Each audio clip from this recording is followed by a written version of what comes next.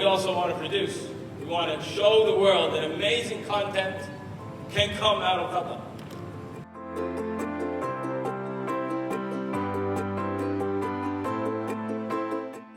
Because these people from all over the world are contributing to a company called ILoveQatar.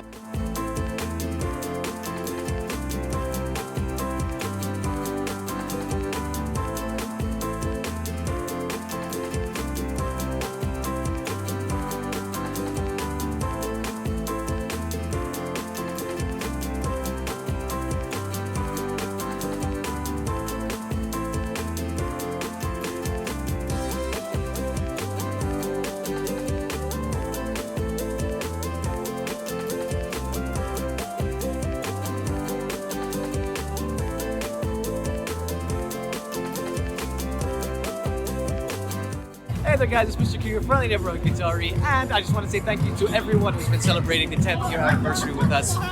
What's going to happen next? Stay tuned.